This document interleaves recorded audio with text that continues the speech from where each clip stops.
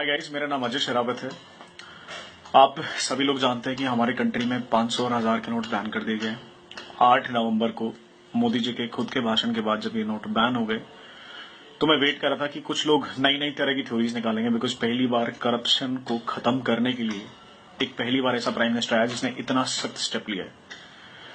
और अगर आप लोग को लगता हो कि सडन हो गया, जैसे सारे पॉलिटिशियंस करें नहीं, अचानक कैसे कर सकते हो, जनता कह रही है अचानक कैसे कर सकती हो, अगर आपको ध्यान ना हो, प्रधानमंत्री जी ने हमेशा आपको इशारे से जरूर बताया, it was a part of a plan.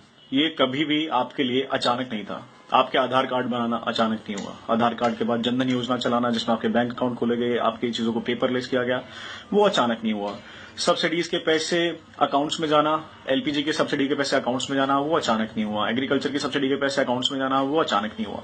It was a part of a plan. पहले आधार कार्ड, फिर जनधन, फिर आपकी जनधन के बाद आपके सब्सिडीज को भेजना, आपको पहले बैंकिंग से कनेक्ट किया गया। लेकिन फिर भी बिकॉज मेरा कंट्री कभी से आलसपने में जूझता रहा है, तो बहुत सारे मेरे महानुभावों ने, बहुत सारे लाखों लोगों ने बैंक अकाउंट तब भी नहीं खुलवाए। 1 रुपए की कॉस्ट पर बैंक अकाउंट खुल रहा था, लेकिन लोगों ने बैंक अकाउंट तब भी नहीं खुलवाए। बार बार बोलते बोलते मोदी जी थक गए, आधार कार्ड बनवा लो, जनधन योजना के तहत बैंक अकाउंट खुलवा लो, खुलवा लो, खुलवा लो, कोई सुनने को तैयार नहीं था।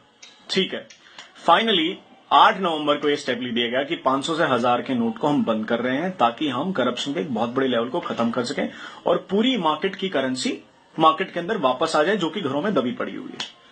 अगर आपने देखा हो, लोग कह रहे हैं कि भाई इससे करप्शन पर कोई फर्क नहीं पड़ेगा, खासकर मेरे माननीय योग पुरुष केजरीवाल जी। सही बता रहा हूं केजरीवाल जी, अगर ये डेमोक्रेसी और कानून ने हमारे हाथ नहीं बांधे होते ना, सच में हम आपका मार मार के मोर बना देते हैं। मतलब सोचो, इतना फ्रस्ट्रेटेड हो गए हम लोग एज ए यंगस्टर, आपको देखते देखते, आपकी बातों को सुनते सुनते। इतने घटिया ख्यालात हैं आपके। एक छोले भटूरे वाला ना दिल्ली में आपसे ज्यादा समझदारी की बात कर सकता है। और कौन लोग? क्यों? क्योंकि मोदी जी ने आपके करप्शन का एजेंडा छीन लिया है। आप आए थे ना करप्शन का एजेंडा लेके, क्योंकि आज मोदी जी ने करप्शन का एजेंडा ले लिया, तो आप सोच रहे हो कि मैं इलेक्शन किस ब्याह पर लड़ूंगा। अरे कभी तो अपनी ग्रीड को छोड़ो, अरे कभी तो अपने लालच को छोड़ो। इतना बड़ा स्टेप लिया गया है, अब तो सुधर जाओ। तुम पता नहीं इनकम टैक्स डिपार्टमेंट में थे या नहीं थे सर, पता नहीं आपका क्या सीन है सर, किसने आपको इनकम टैक्स डिपार्टमेंट में रखा पता नहीं। और कौन कहता है कि आप दिल्ली के मुख्यमंत्री हो यार, बस हम आपसे ही दुखी हो गए हैं। मतलब ऐसे ऐसे स्टेटमेंट। अच्छा देखो, करप्शन के केस से कौन कौन बौखलाया। अरविंद केजरीवाल जेन्युइन था, राहुल गांधी जेन्युइन है भाई, जिंदगी भर परिवार ने घोटाला ही तो किया, और क्या किया है। कौन कौन अगेंस्ट खड़े हैं? मुलायम सिंह यादव मुलायम सिंह यादव को आप ऑनेस्ट लीडर मानते हो? लालू प्रसाद यादव, उसका जो फॉर्डर घोटाले में तो खुद जेल से छूटा, उसको आप ऑनेस्ट लीडर मानते हो?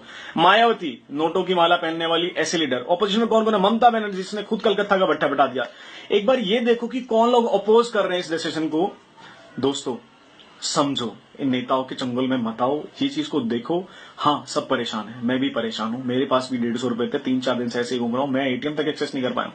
कहीं ना कहीं तक 130 करोड़ को देश को मैनेज करने के लिए मैनेजमेंट उतनी ज्यादा नहीं थी बैंक के पास। लेकिन हाँ, अभी बैंक ने कुछ मेजर स्टेप लिए हैं, जिसके तहत उन्होंने मोबाइल बैंक चलाने के लिए कहा है, मोबाइल एटीएम चलाने के लिए कहा है। मतलब आपके गांव में, आपके आसपास में अगर 6 एटीएम थे, अब मोबाइल एटीएम के थ्रू 10 वैन और खड़ी हो जाएंगी, तो आपके पास वहां 10-12 एटीएम और एक्स्ट्रा होंगे, और बैंक भी शुरू हो जाएंगे।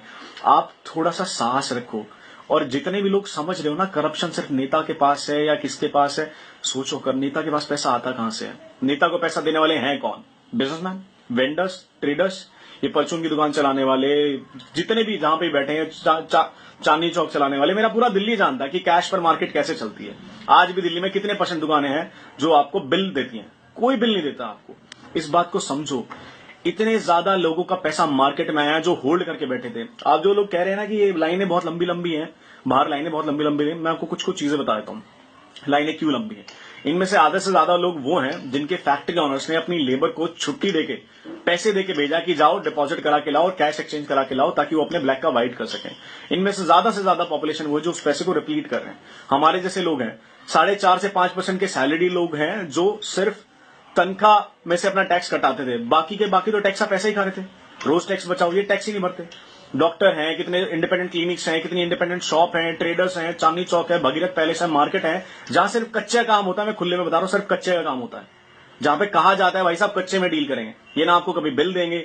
इनका धंधा होता है 60 लाख का, और इनकी इनकम टैक्स रिटर्न फाइल उठा के देखोगे ना तो मिलेगी आपको 7 लाख रुपए की।